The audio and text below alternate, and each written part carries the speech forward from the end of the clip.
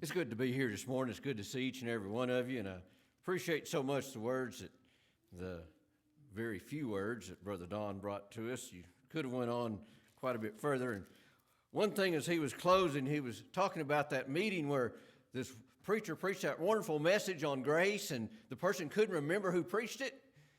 Well, there's another part of that that's part of human nature also, that there was a preacher there that really messed up, that wasn't blessed at all, and people don't forget his name. So I hope when we leave here today that you don't remember my name, because people don't forget the mess-ups and all the horrible things. The Lord to bless us for a little while this morning. I'd like to bring to you part of the message that we have in the Lord that we refer to as a Sermon on the Mount. I'd like to go to Matthew chapter 7. Sermon on the Mount is contained in Matthew 5, 6, and 7. So here in chapter 7, we're getting close to the end of this Sermon on the Mount. And in verse 12 of chapter 7, there's some words that we're all familiar with, and we were probably all familiar with them before we even knew they was from the Bible. Chapter 7 of Matthew, verse 12 says, therefore. Now this tells us that we're finishing up something. And this therefore tells us that this verse is the conclusion of the first 11 verses of chapter 7. And Lord willing, that's what we're going to look at this morning. But chapter 12 says, therefore, because of what's gone on before, therefore, all things whatsoever ye would that men should do to you, do ye even so to them. Now, we've all heard that all our lives, haven't we? We call it, and when I was in school, I learned the golden rule, and that's what it was. Do unto others as you would have them do unto you. Now, when I got into the business world, I found out in the business world, the actual golden rule in the business world is whoever has the gold makes the rules. Now, but biblically, here's the one. Oh, and by the way, if you really want to know, God owns all the gold anyhow. He still gets to make the rules. He just lets us use it for a little while, and we think it's ours, but it's actually His. Now, whatsoever that men should do to you, do ye even so to them. What a wonderful thought that is. We all realize how great that thought is. But it's difficult, isn't it, to put in place. He ends this verse by saying, and this is the Lord speaking, one of all wisdom. He says, for this is the law and the prophets.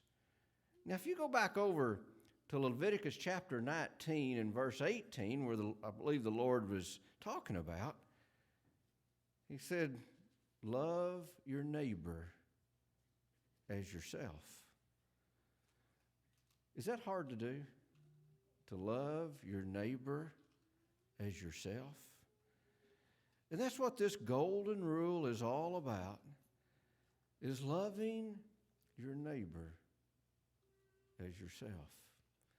Now, let's go back to the beginning. Now, this is the conclusion of it. This is where we're going to end up here after a while, Lord willing. We're going to end up right back here in verse 12.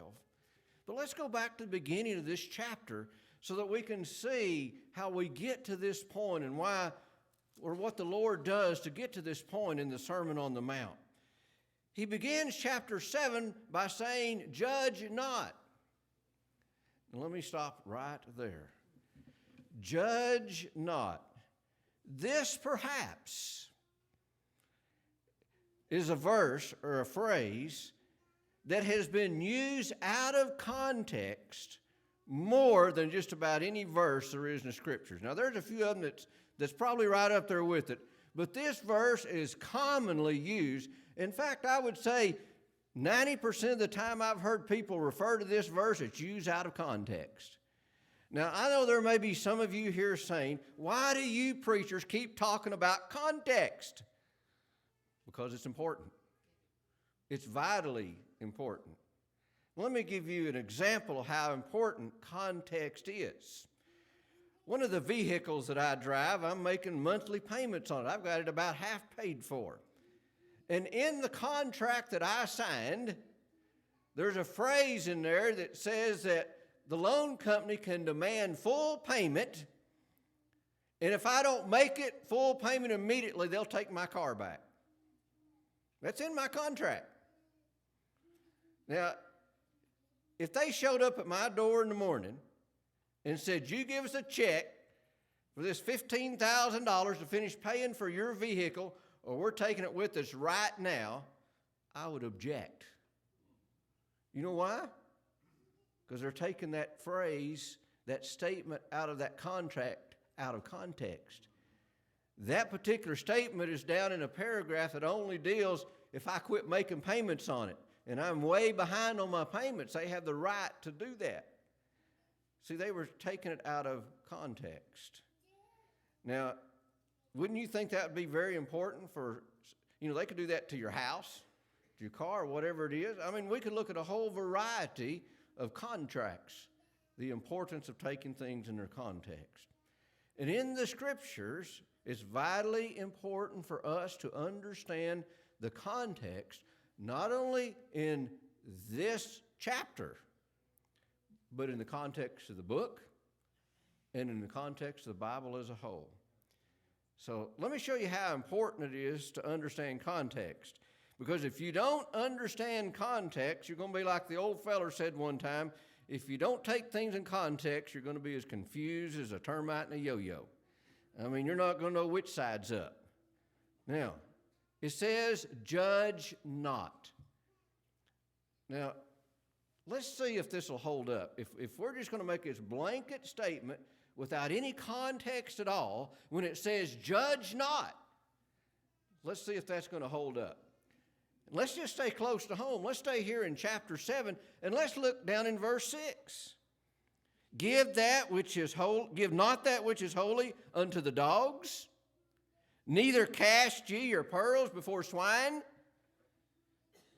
There's some wonderful things we have in God's Word. There's some wonderful things in God's kingdom. There's some wonderful things in God's church, the wonderful truths that we have. And here we have an admonition not to give it to the dogs, not to give it to the swine. They'll trample it under. And I could take a lot of time explaining that, but here's the point I want. Who are the dogs? Who's the swine? Well, it's this person does this, this, or this. You know what? You just judged, didn't you? For us to determine who's a dog and who's a swine, you have to judge. What about verse 15? Beware of false prophets. Any judgment required there to determine who is a false prophet? Now, it ought to be real easy. Now, y'all don't laugh when I say this, but it ought to be really easy to determine who's a false prophet.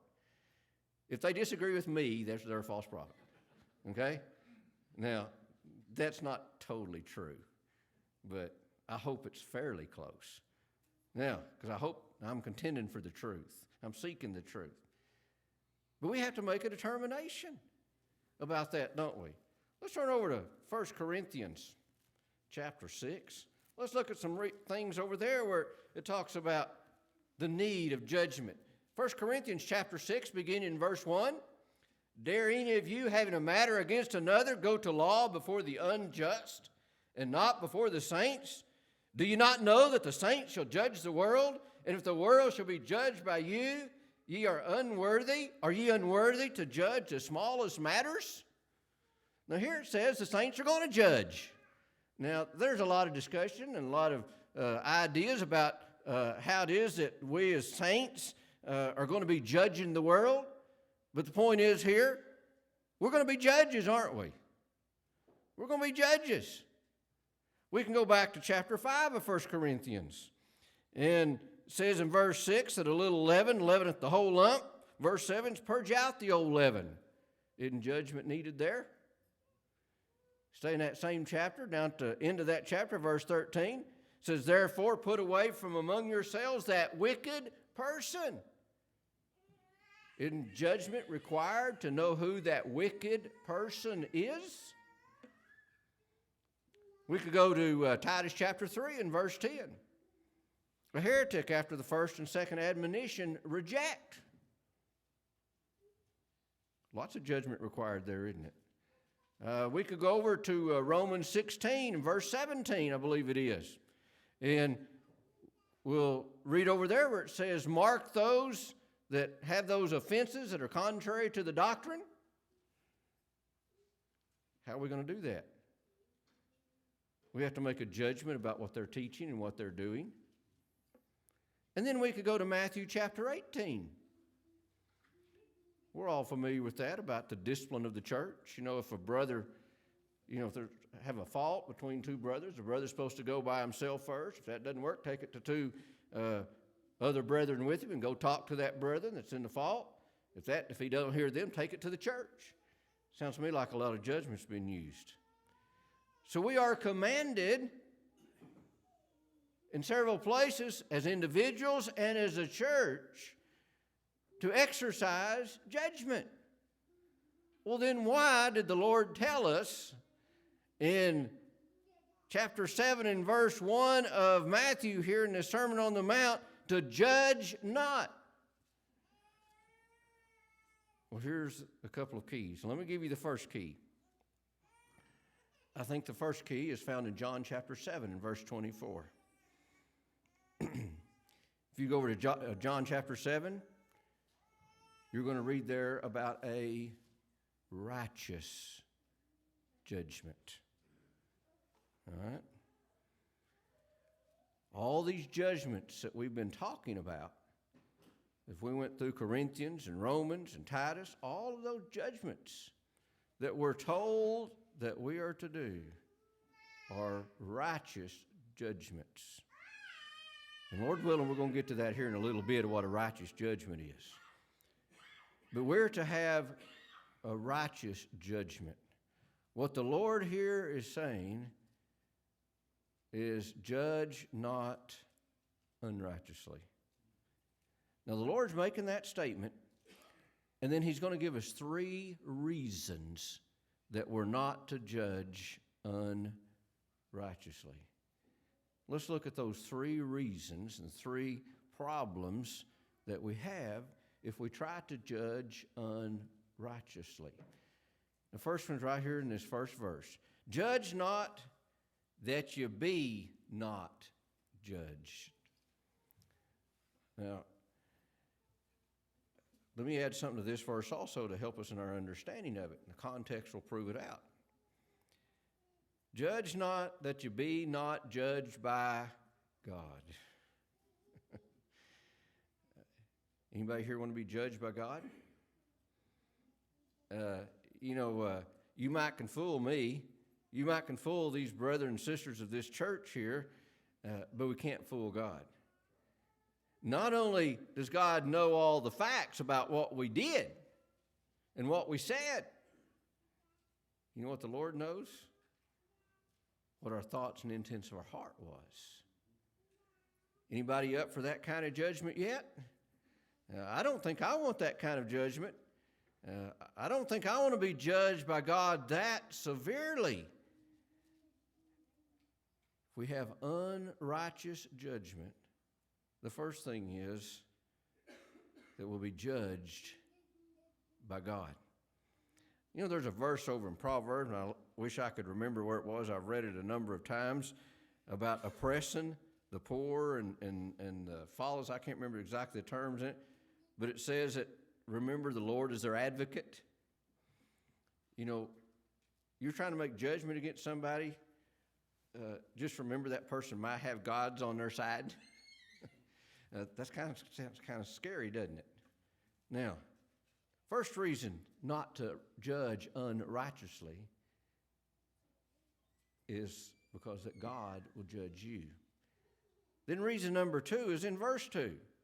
For with what judgment ye judge, ye shall be judged. And with what measure ye mete it, it shall be measured to you again. Now this same thought is repeated in other places in the Scriptures. How many times have we as hypocrites, and I'll use that term, I hate to speak ugly about you, but that might be the truth, and I'm going to prove here in a moment that's some of those words from the Lord, not from me. How many times have we made a judgment using a certain standard? And then later, we got judged by that same standard.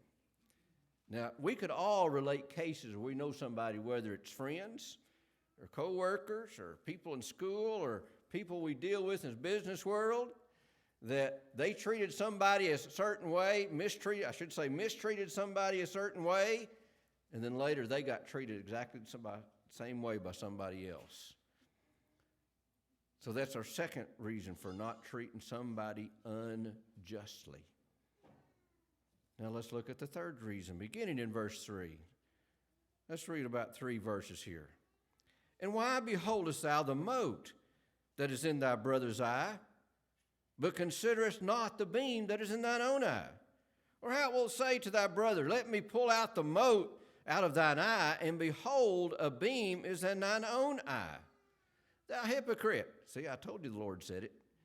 Thou hypocrite, first cast out the beam out of thine own eye, and thou shalt see clearly to cast out the mote out of thy brother's eye.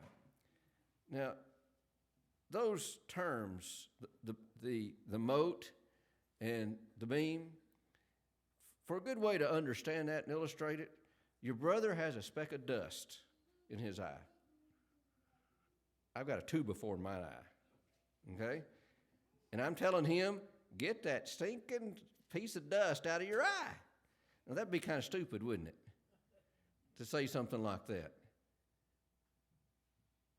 And it says here, we should get out that beam out of our own eye before we can talk to our brother about his problems. Now, we're getting into some difficult territory here. You may not realize the problems that we just stepped into. If we are going to judge righteously, we have got to have that beam out of our eye, don't we? And the smaller beam. And the mote even out of our own eye. You see, we're going to have to get down to a pretty good point, aren't we? We're going to have to get to a point of not having anything that would call us a hypocrite. Now, I don't know about you, but I want to talk about me. I could talk about some of you here that I know pretty well, but I won't. I'll be nice. I know I'm a hypocrite because I am not perfect in God's eyes. I have sin in my life. I know there's inconsistencies from time to time in my life. I know we have all of those things, and I know all of you do too. So we're not perfect, are we? You know, one of the reasons that we can't have righteous judgment is because we can't. We can't. Because we have that beam in our own eye. We have sin in ourselves. If we had that sin in our own eyes, how are we ever going to be able to judge righteously? It sounds like a problem, doesn't it? How are we going to judge if we have that sin in our own lives? Well, there's a couple of verses here that some people think are just thrown in there by accident, that they don't relate it to the rest of this passage. But I think they do. We have a desire to judge righteous judgment, to live as the Lord would have us to live, but we're sinners.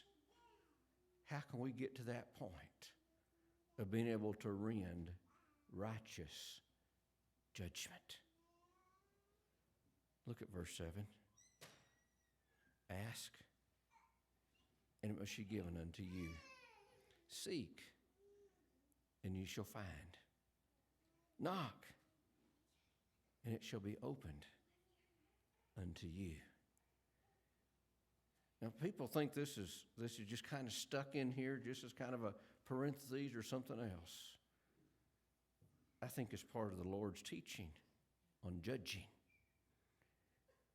If we're going to have righteous judgment,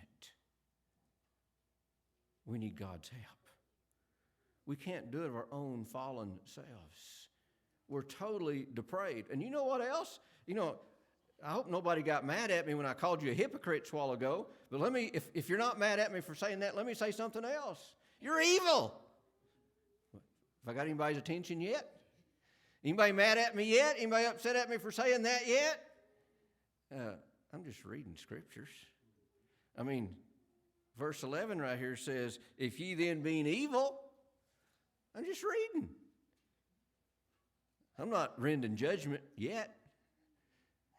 Just reading the scriptures. But the Lord said, seek, ye shall find. Him that knocketh, it shall be opened. And he gives the illustration in verse 9. He said, and what man of theirs, if his son ask bread, will he give him a stone? Or if he ask a fish, will he give him a serpent? If ye then being evil. You know what the Lord just told us? We're all totally depraved. Depravities in our heart. Now, he's talking to us. He's talking to the church. Now, if you go back to the beginning of the Sermon on the Mount and you look at Matthew chapter 5, you remember all those words, blessed are they that mourn, blessed are they that do hunger and thirst after righteousness, blessed, all those of the Beatitudes. He was talking to us. He's telling, this is marks of the children of God. And he's still talking to us. And he said, you're evil. You're hypocrites. I didn't get any amens on that. But, I probably should have, because it's the truth, isn't it? Now, we don't like to admit it. If then we are hypocrites, if then that we are evil and we're totally depraved, how can we ever have righteous judgment and be not judged by God? Let's continue on here in verse 11. He said, if ye then, being evil,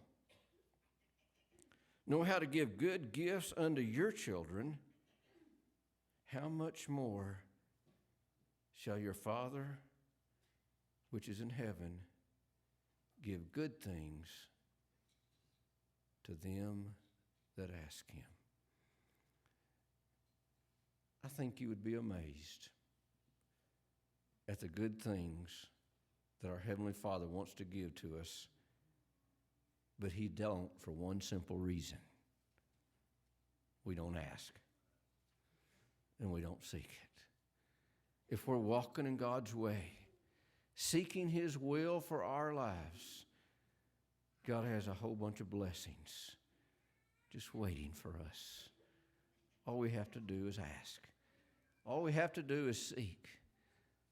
All we have to do is knock. Make that request known that, Lord, we want to render righteous judgment. Now, some people have said that all this judgment that we're talking about here in the scriptures, here, especially here in this passage, this judging is just a matter of judging by example. And there is a way that we can judge by example. If we live our life in a holy and righteous way, say in my workplace I'm living my life in a way that I should, and I'm giving a good example to those that I work with, I'm judging the bad things that they say and the bad things that they do. There is a judgment to that. There is a judgment by example. But this passage goes further than that. Let's talk for a moment now about righteous judgment. We've already seen this unrighteous judgment, that the judgment as a hypocrite, that we're judging somebody when we ought to judge. We're judging somebody just to be critical, just to be mean and ugly.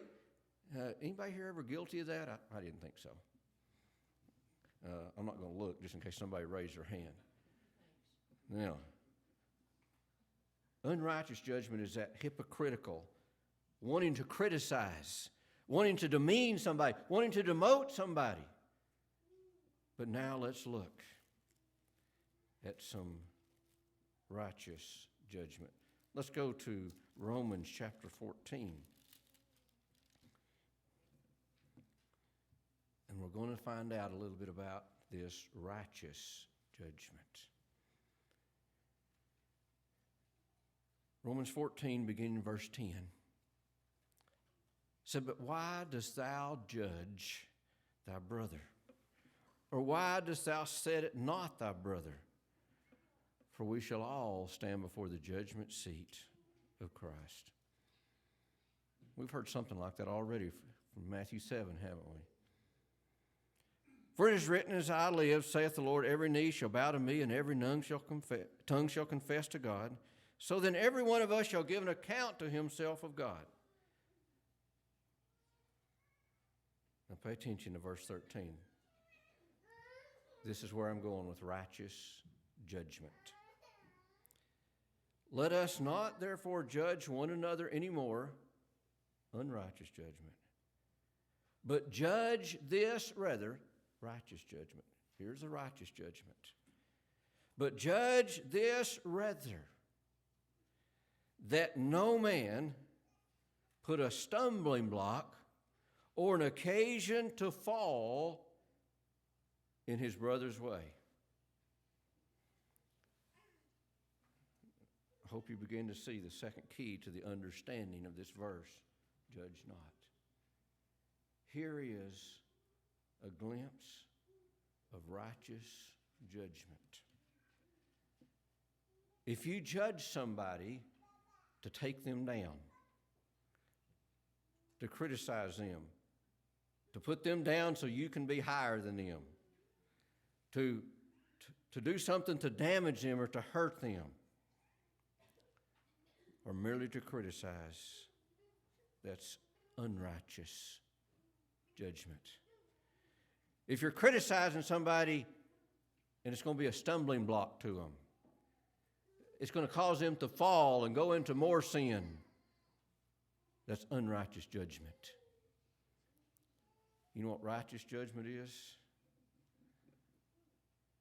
It's judgment where we're going to help somebody. And we're going to help them become a better follower of God, a better church member, a better person. You know, we have that statement over in Galatians chapter 6, and this would be, I think, a good end of that righteous judgment. If we do indeed have righteous judgment, we're going to end like Galatians chapter 1, where it says, I know what it says, but I'm going to read it. "If a man be overtaken in a fault, you which are spiritual, restore such a one in the spirit of meekness." It's for restoration and for building up of somebody. Let me give you an example. Let's say at my place of business, there's three of us that are in a position that I am as a manager. And let's say a position became available where we could move up. And I go to the boss and I begin to criticize the other two and tell him all the bad things that those people have been doing that's not in the best interest of the company. Why have I judged them wrong in their actions? To put them down. All right? Now, why would I want to put them down? So I could be built up. I'm not helping them, I'm helping me.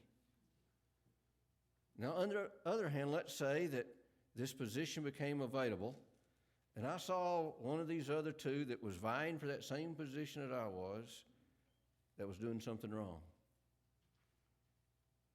And I went to that person and I said, and using judgment said, "Friend, you're doing this wrong. You need to do this way. You need to get right and do it the proper way." Now, if I did that, because he's doing things right now, maybe some other things he's doing better than me, he might get that promotion. Who am I helping?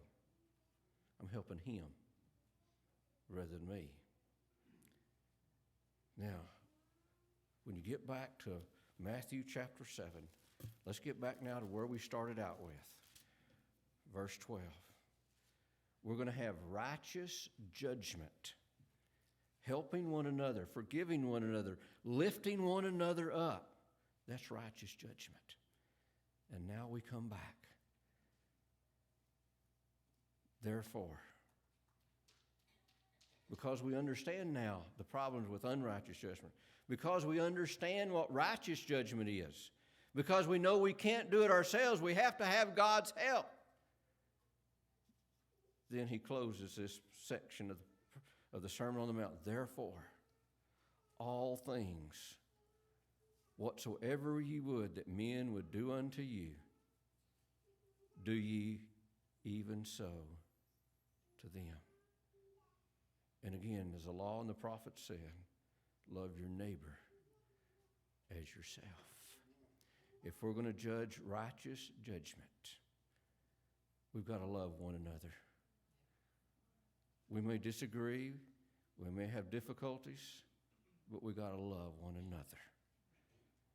Love one another, not a little bit, not just a fair amount, but we've got to love one another just as much as we love ourselves. This is what the Lord is teaching us. Let's be thankful for God's teaching. Let's try to love one another in that way. And let us be thankful to God that He loves us in that great manner also. May God bless you.